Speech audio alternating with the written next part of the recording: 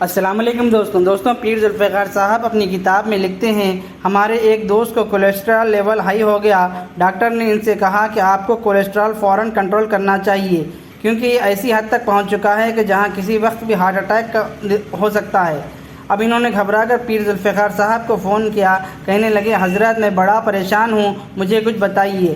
ان کی بات سن کر ایک تو پیر ذوالفقار صاحب نے ان کو دعائیں دی اور دوسرے نبی صلی اللہ علیہ وسلم کی سیرت مبارکہ پر نظر دوڑائی کہ ہمارے لیے یقیناً کہیں نہ کہیں اس کا روشنی کا مینارہ ضرور ہوگا اور ہمیں اس سے رہنمائی مل جائے گی۔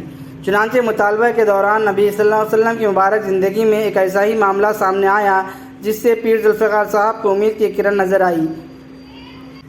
حضرت سعد رضی اللہ عنہ ایک صحابی ہے، وہ نبی صلی اللہ علیہ وسلم کی خدمت میں حاضر ہوئے اور عرض کیا، اے اللہ کے نبی صلی اللہ علیہ وسلم، مجھے سینے میں درد اور گھٹن ہوتی ہے۔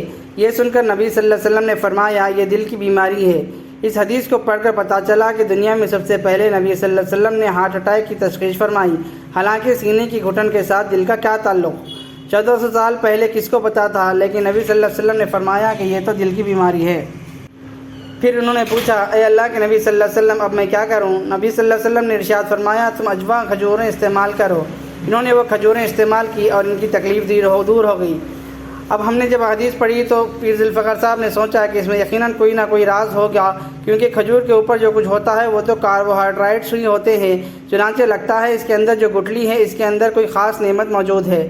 ہمیں اس میں راز کی یہ بات ملی کہ کھجور کی گٹلیوں کو پیس کر خود کھانا اور اونٹوں کو کھلانا عربوں کی عادت تھی۔ سلمہ رضی اللہ تعالیٰ کے بارے میں روایت میں آتا ہے کہ وہ کھجور کی گٹلیوں کو پیستی تھی اور اپنے اونٹوں کو کھلایا کرتی تھی۔ اگر لوگوں کے پاس بھی کھانے کی اور کوئی چیز دستیاب نہیں ہوتی تو وہ بھی گٹلیوں کو پیس کر کھا لیا کرتے تھے۔